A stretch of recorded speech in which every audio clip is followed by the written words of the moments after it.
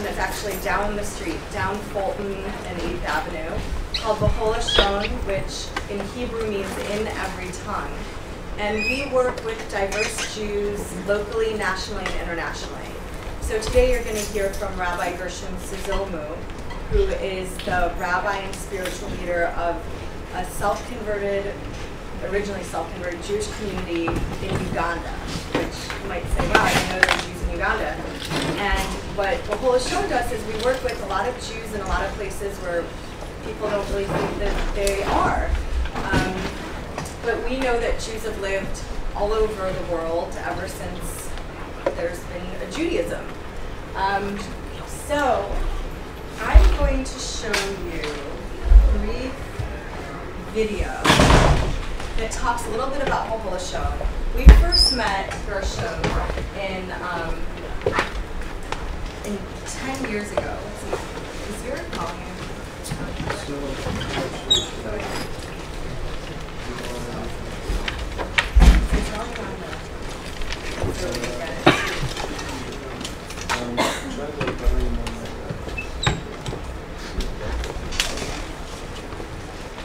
So we've been working with Gershom since about 2000, and we brought him to our international think tank that we hold in San Francisco.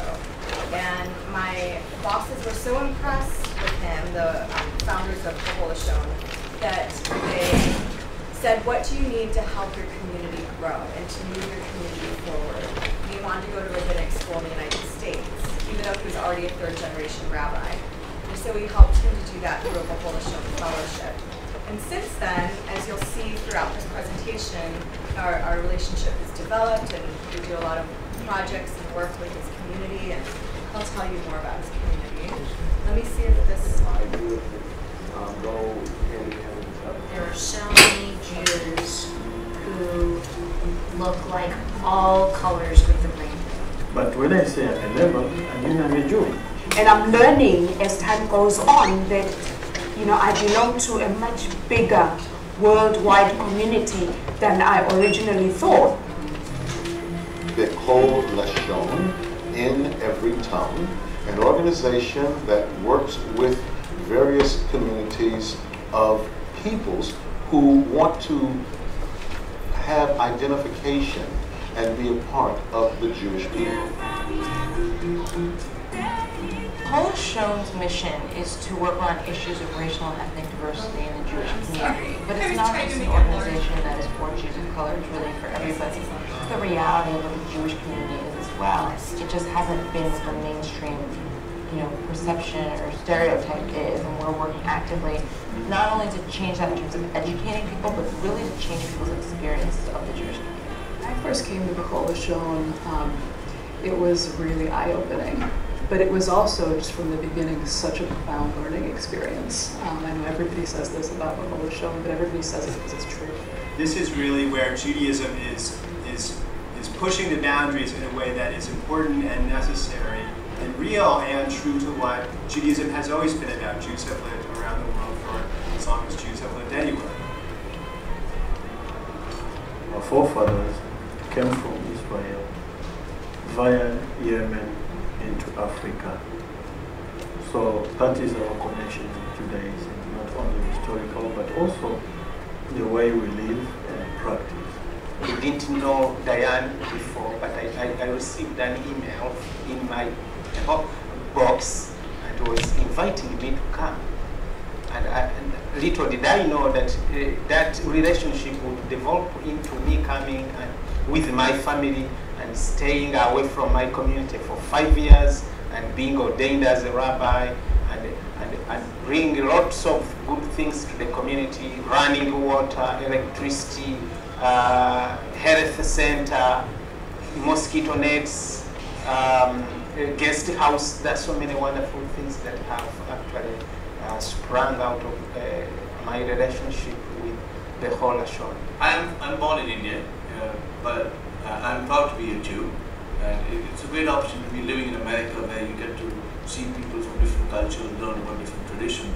And B'chol Nation has taken a step ahead where they're trying to bring Jewish communities together, people from Jewish communities of the world together, and a conference like this.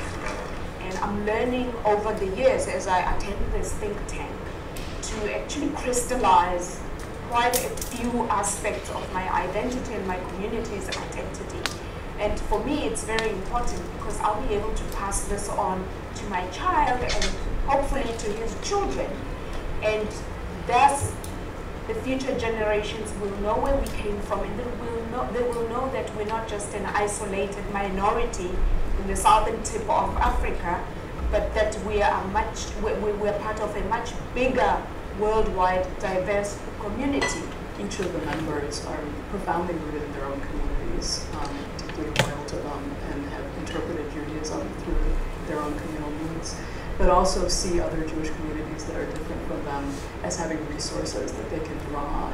And so there's an interesting moment of people looking to one community and saying, I like how they sing this, or I like how they do these prayers. And you see a real openness to seeing community differences as assets and resources. What one means by being Jewish varies across many communities. So it's important to be with a think tank and institute that reflects on these issues. The real difficult work is trying to articulate a conception of Jewish life that's genuinely livable, not only for us today, but something that would actually be meaningful for subsequent generations, which means we'd have to create something that gives room for them to be able to play their role in the continuation of Jewish life.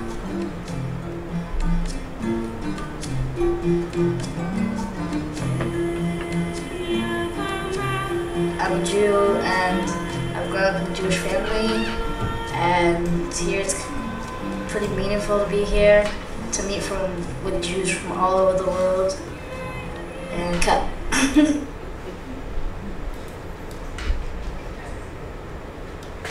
Alright, so now I will introduce Rabbi Gershom Sizomu from Uganda, and he'll narrate this PowerPoint slideshow about the history of his community and a lot of the projects, health and economic development that's going on. So, Gershom, and I'm gonna. Okay. Good morning. Oh, 5 minutes to good afternoon.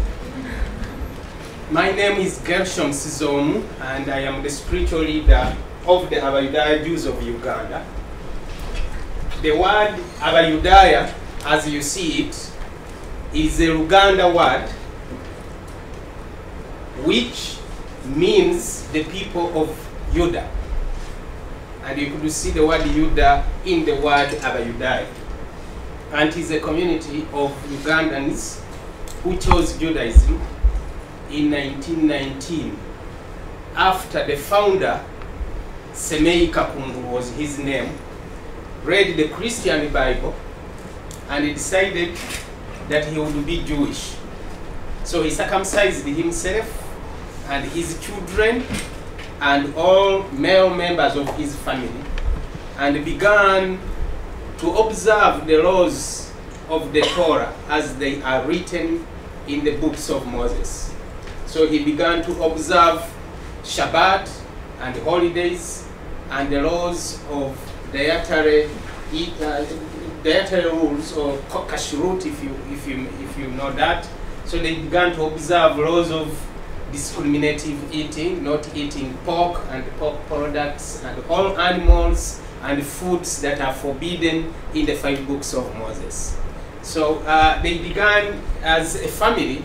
But by the end of 1919, the whole community, the whole tribe had become Jewish. So 8,000 people professed as, they referred to themselves as Jews, observing the rules of Torah and maintaining a strictly Jewish life. In 1926, the community captured the attention of 2 people from Palestine at that time. Israel wasn't there yet. So 2 people came to visit, and they were fascinated by the fact that somebody could just read from the Bible and begin a community, and actually people began to observe whatever they did from no other foreign influence apart from the Christian missionary Bible. So they brought with them the first ever Hebrew Bible, which had both English and Hebrew. And they gave it as a donation to the founder of our community. They also brought some Hebrew books, and the people in our community slowly began to learn Hebrew. Unfortunately, in 1928, the founder of the community died of pneumonia. He refused the treatment by Christian missionaries because they did use their facilities, schools and hospitals, as tools of converting people to Christianity. So before you had access to a missionary hospital, you were required to change name and also confess that Jesus was God or Son of God. So that was too much to him, and he refused to be treated.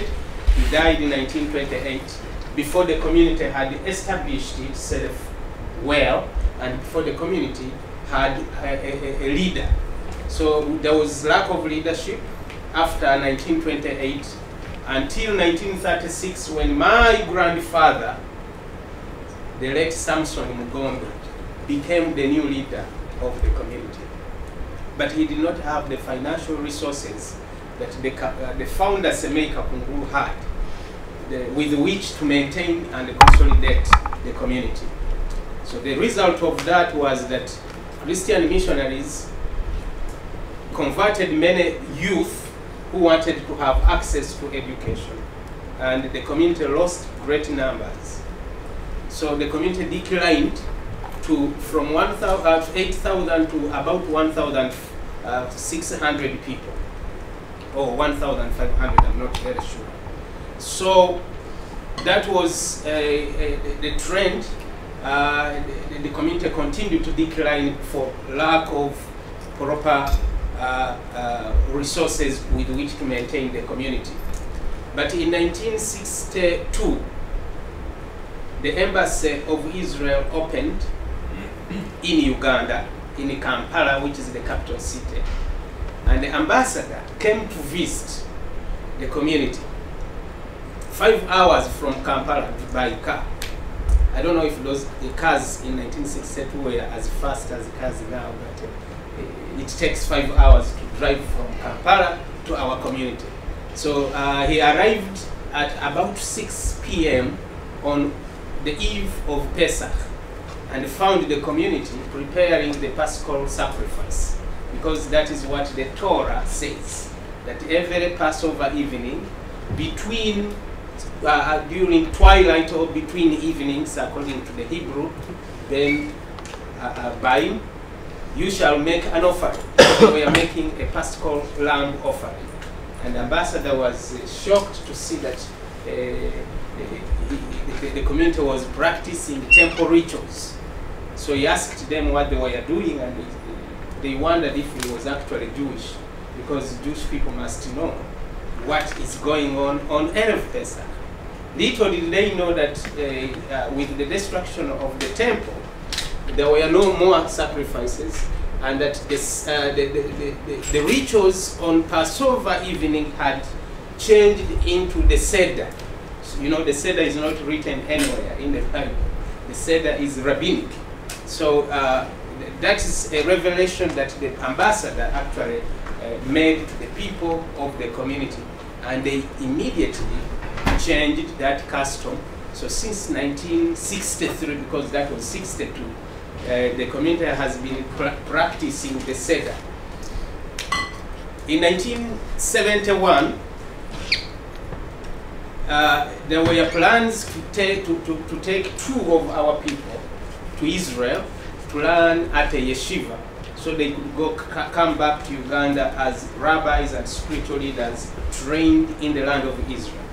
But then there was a catastrophe, which is the coming to power of that gentleman, Idi Amin. He came to power and immediately forbade Judaism, outlawed Jewish practice, and the two younger men were denied passports, and so they could not go to Israel for studies. The years of Idi Amin were very difficult. I grew up during that very time, and we were not allowed to step on the compound of the synagogue. Neither were we allowed to practice Judaism in public or to show publicly that we were Jewish. Therefore, we were not allowed to wear kippot, and yet the tradition was that every male amongst our community was supposed to wear these head coverings all the time, not as small as these, they were really big. Actually, we have some of them in the pictures that you will see. I went to school at between 1970s. I began my first grade in 1976. So you know how old I am now. 1976, first grade. And it was very difficult because at the school I went to, we were forced to go to the church and pray and to sing songs in praise of Jesus. And so each time we went back home and told our father, he was so mad, and my older brothers dropped out of school as a result. And the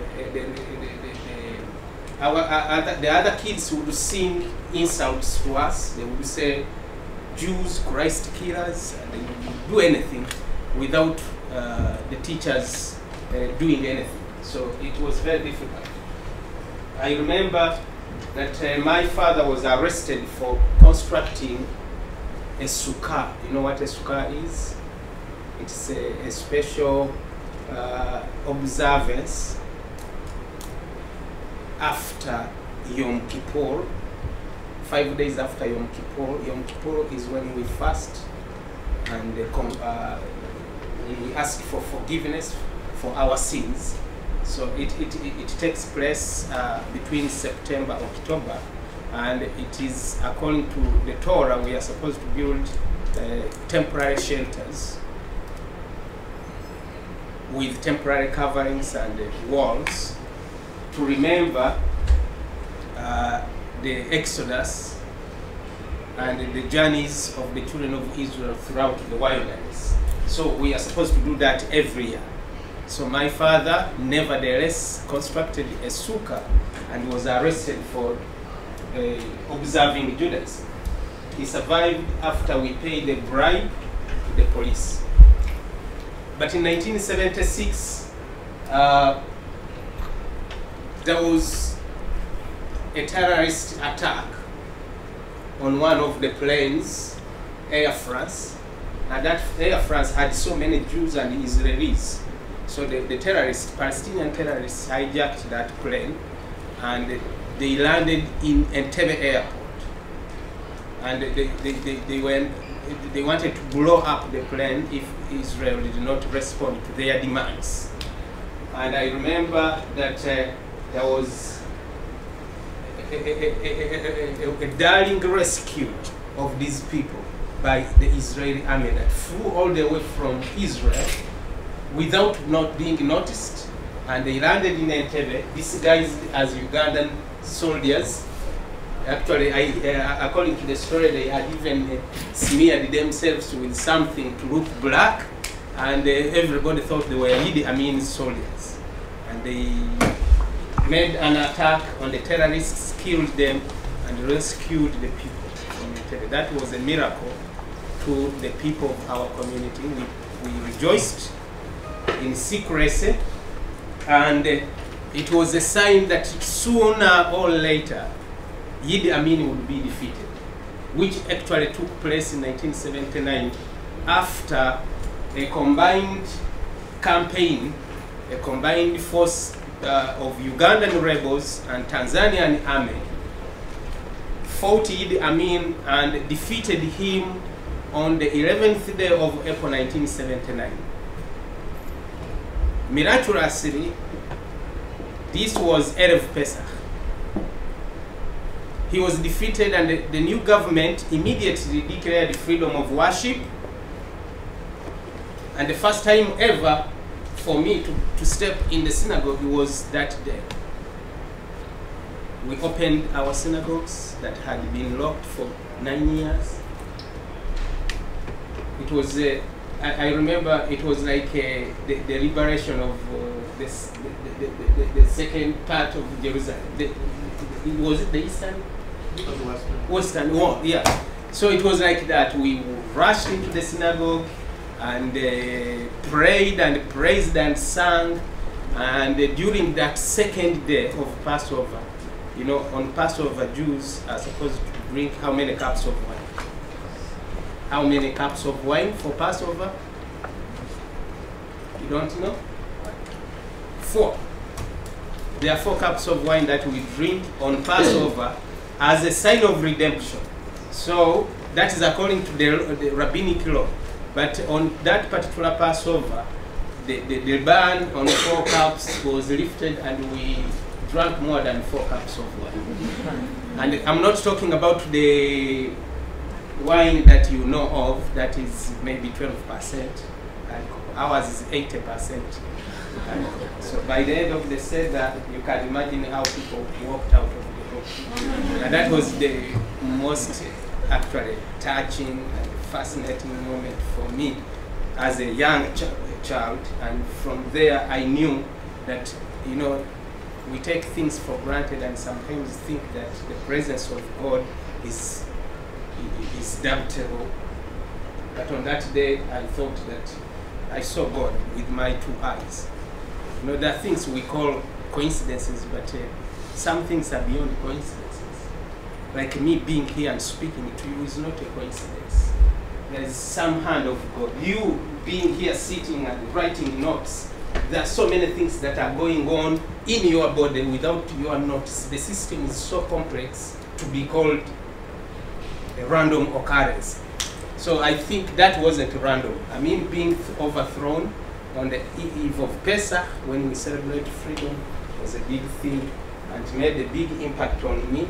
I decided as a young child that I would continue to serve the God of Israel and to learn more and to be a leader in this faith. And since then I worked progressively to becoming a rabbi until 1989, I participated in the rebuilding of our synagogue that had been broken down. So as a youth, I participated in making bricks to build that synagogue. Those small bricks were made by me and other youth as a sign of commitment and dedication to the God of Israel. And actually, when I had the opportunity to come to San Francisco for the first time. And you know, it is amazing. In Uganda, there are so many things that are not there that are here. So if you walk into a school in Uganda, don't expect this. So if I brought somebody from Uganda, I would say, wow, these people, you know, there is dust everywhere, but here, everything is so nice. And the electricity wasn't there when we came, by the time I came.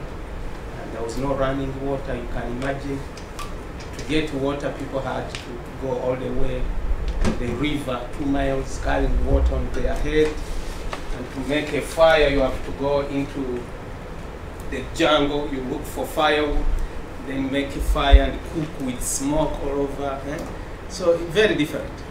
But here, what do? You jump into the shower and say, let there be warm water. And there is warm water flowing all over you. Okay? So all these things were miracles when I came to the US, and actually when the late Dr. Garrett Tobin asked me how he could be helpful to the community, I did not first say, we want water, electricity, so we are like you here. I said, no, I want to learn more about Judaism, because that was my, the promise I made in 1979, after the fall of Idi Amin, that I will be dedicated to building and leading a Jewish community. So he accepted to pay for me, you know, 5 years in a rabbinic school here in Los Angeles. I went to the Ziegler School of Rabbinic Studies and studied there for 5 years with my family. I have, now I have 4 children. My firstborn is 18 years old, I have a 16-year-old daughter, a 6-year-old daughter who was born in Jerusalem while I was in rabbinic school. And recently, I had another girl, who is 9 months old, keeping me young. So, without the two younger ones, we landed in Los Angeles with two of my kids who are older, and we spent a wonderful time here in the US learning and experiencing Judaism as is observed here. But while I was here in the US with my family, we lost so many people to malaria. It is killer number 1, caused by mosquito.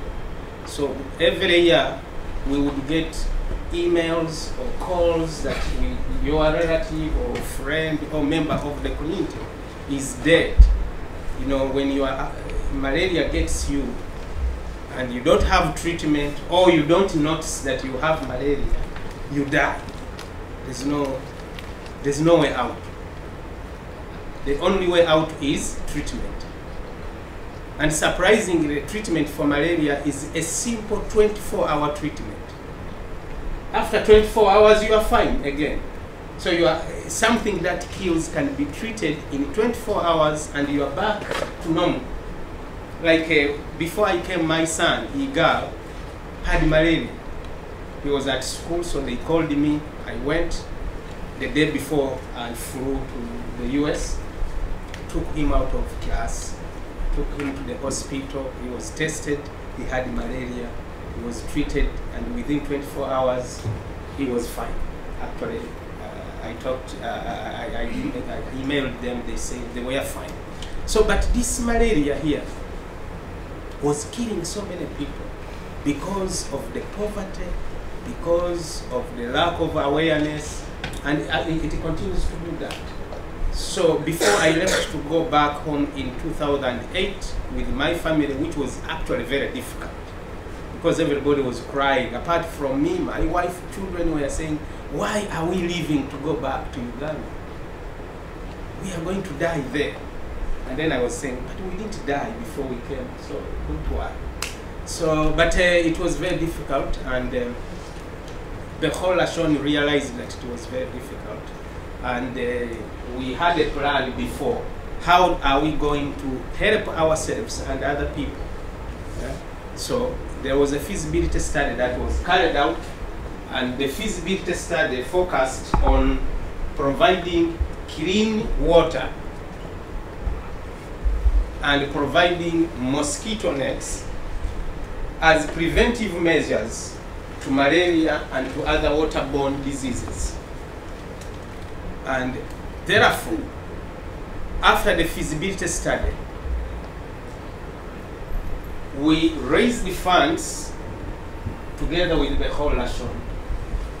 And the funds were enough to buy at least a mosquito net for each and every member of our community, and even have a balance that we would distribute to other people.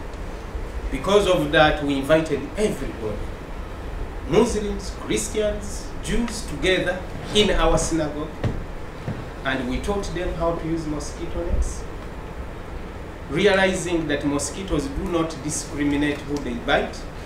So we did the same, not to discriminate, not to do a discriminative distribution of nets. We gave out to everybody because every human being needs life. And that took place as a way of actually fostering interfaith peace, because as I mentioned before, our relationship with our neighbors wasn't so good, but with this gesture, our relationship has improved very much, and our image has improved in the eyes of our neighbors. So mosquito nets have done a great thing. They have reduced infection rates to about 80%. I mean 80% of the people are not infected with malaria because they use mosquito nets. And therefore, death rate has also reduced very much. It's not only the mosquito nets, but as we said, the money was also raised for the drilling of wells. So I told you that before then, water that people drank was contaminated, open river water. With the drilling of clean water wells, the health also improved very much. But then the question was, what are we going to do for the people who are infected? Because I said, although mosquito nets can reduce up to 80%, what about the 20% who still can die? So there was another plan to build a hospital, and we called it the Tobin Health Center, because the president and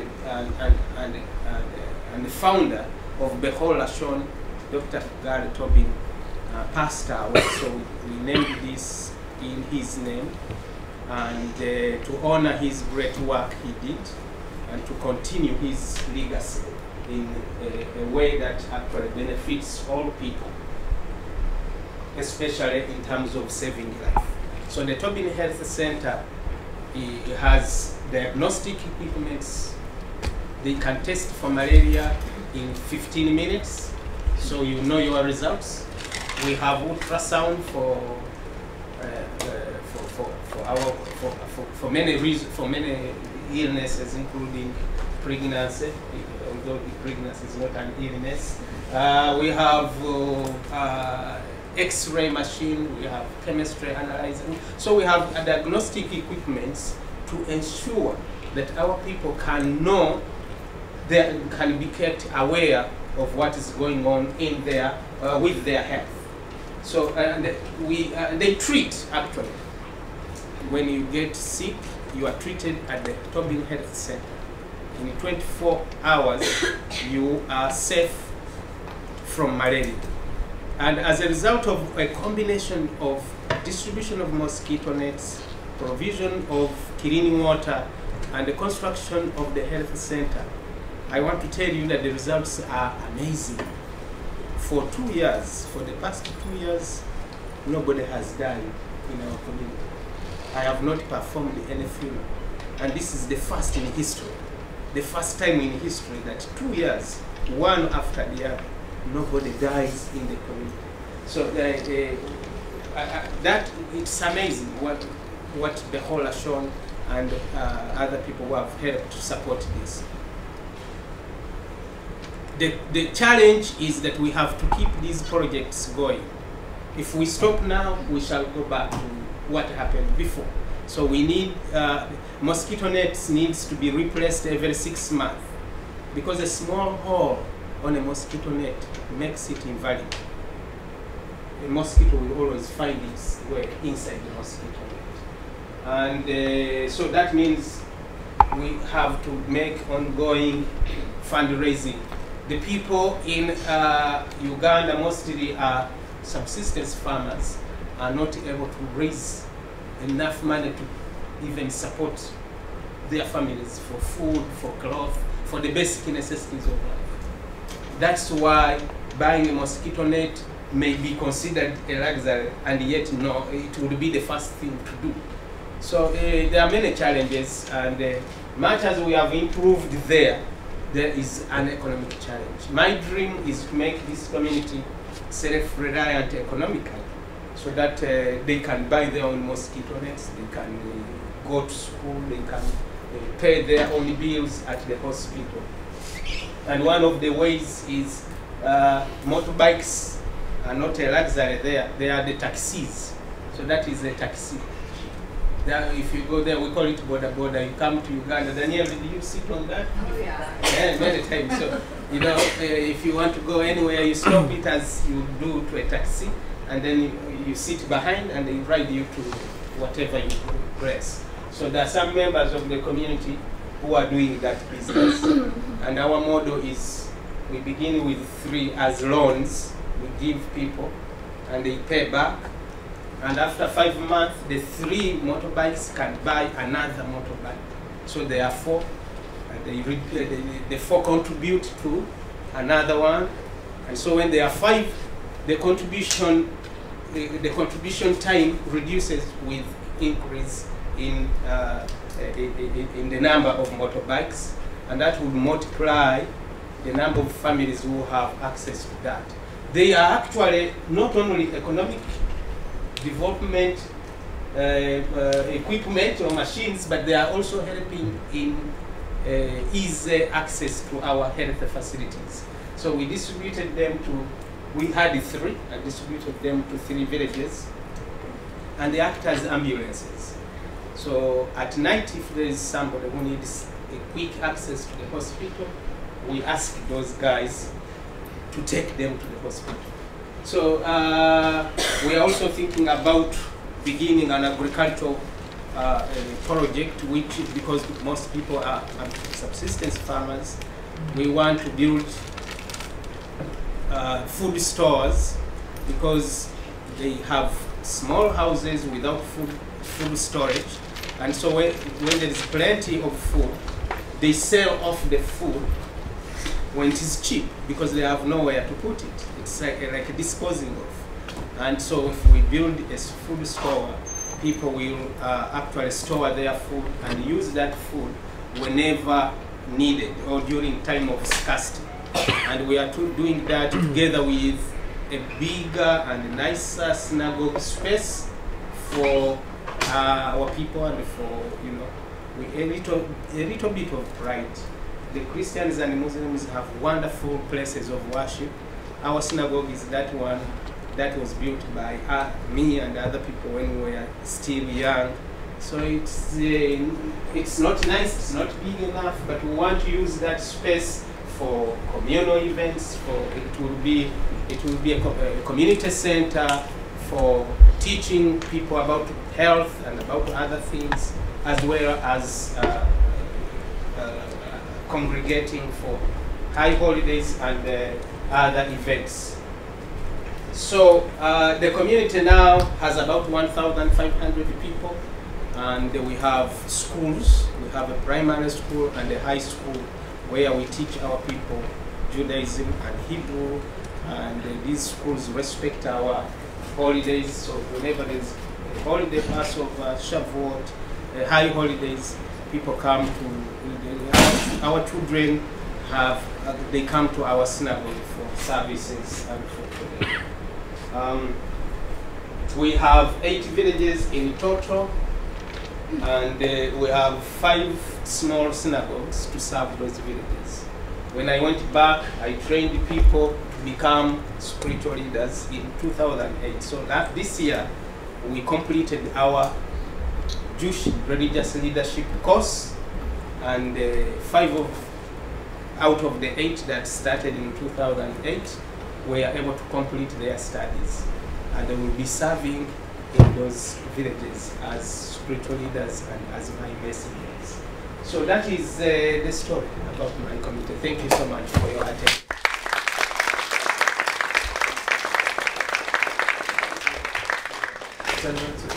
Yeah, questions. Okay. So if anyone has any questions. Were you in Uganda when that genocide thing was going on? I didn't hear that, sorry. Can you speak up? Were you in Uganda when the Rwanda genocide thing was going on? Yes. I was in Uganda when Rwandan genocide was going on. It was bad. And that's the reason we've begun interfaith cooperation in our villages, to show that it is more advantageous. It's much better to live together as human beings, other than live in hatred and anger and discrimination.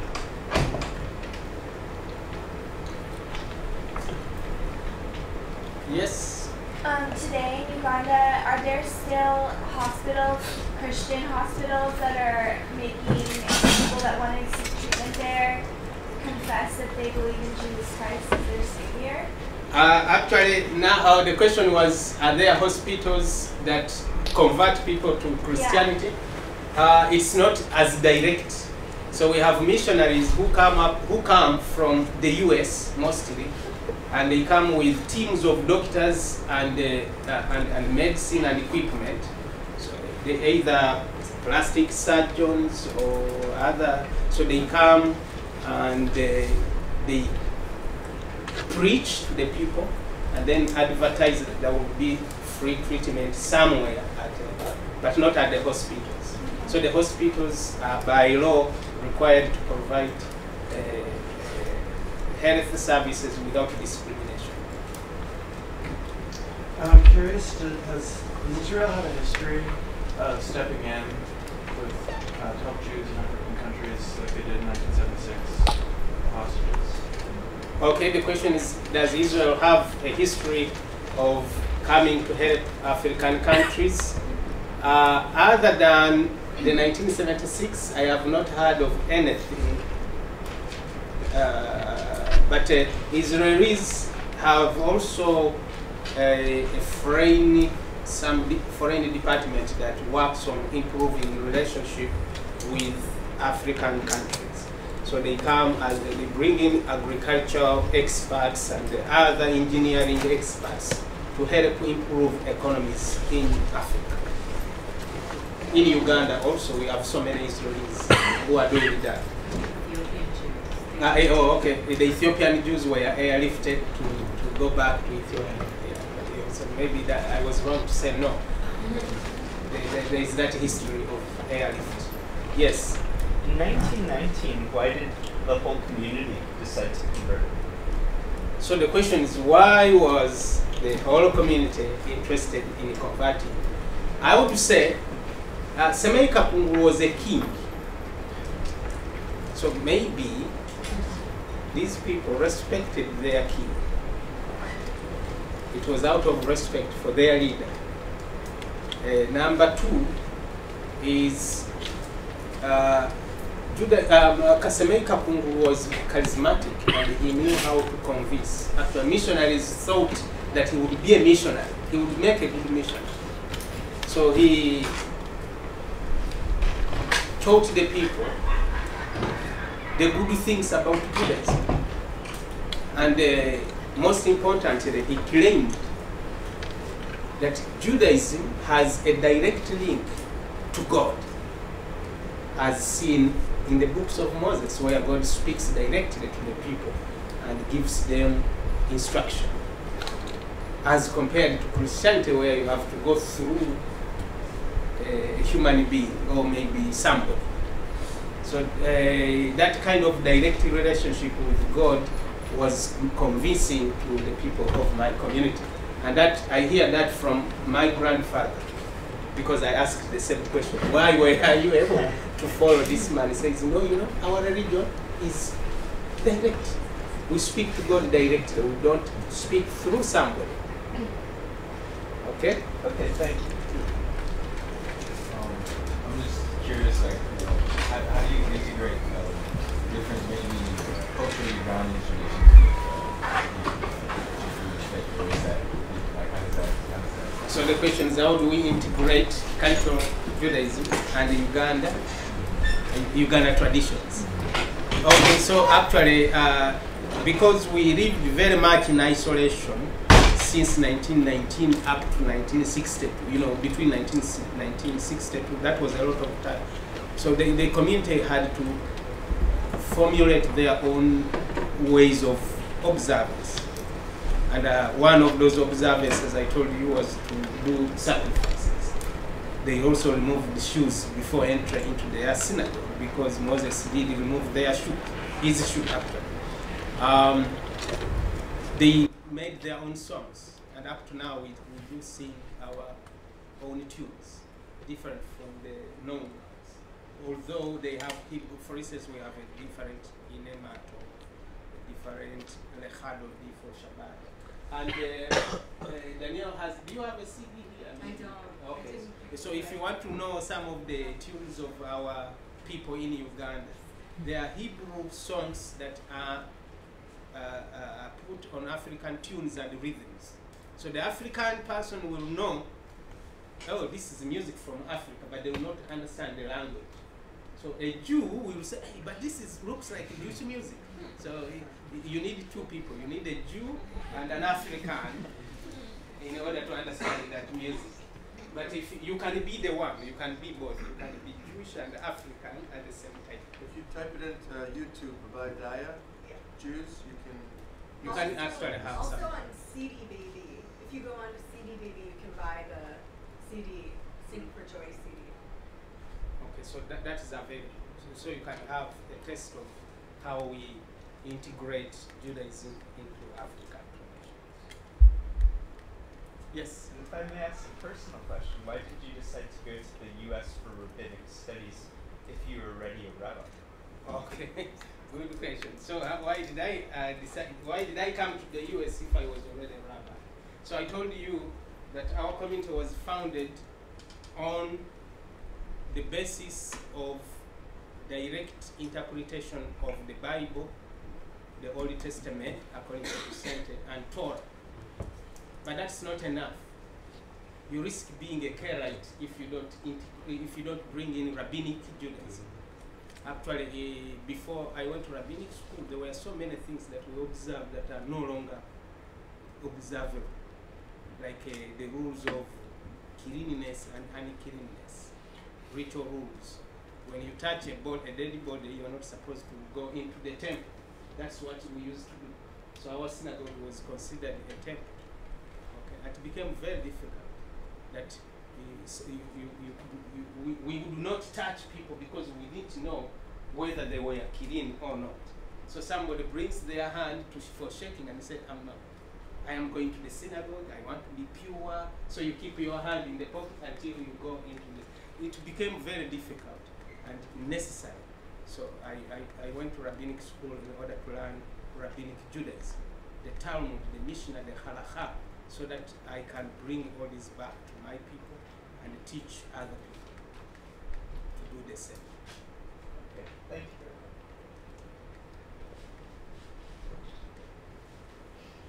Any other questions? All right, thank you very much.